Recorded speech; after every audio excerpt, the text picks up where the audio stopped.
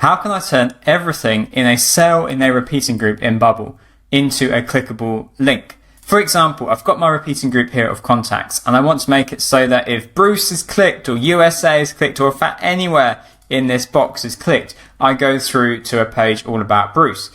If I look in my Bubble editor, you can see I've got my 2 text elements here, and I think the easy mistake to make would be to think, oh, I've got to add a workflow to each of them. But that isn't lean development. That's going to cause you a whole load of headaches later on. It increases the chance of you neglecting or forgetting to update a particular part of your app. We want to create one workflow to do one thing if that's all we need. So all you do is I'm holding shift and I'm going to click on all of the elements in the row, right click and say group in row.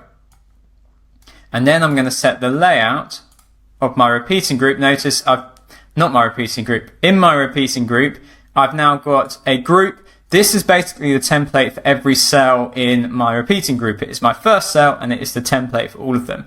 And so I'm going to say here width 100%. And then I'll go to workflow. No, in actual fact, on the group, I'll say add workflow.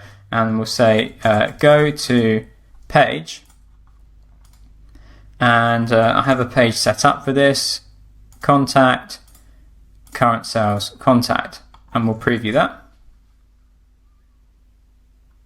By now putting my mouse over, you can see how much of it is turned to a link, or is at least clickable. And so, yeah, Bruce USA is clickable, but not the whole height of the cell. How do I fix that? Well, let's go back into design. And all I need to do is tell my group that is containing everything in my repeating group to set a fixed height of 100%. We'll go back to my demo, refresh it, and now look at my mouse. The whole height of the cell is clickable.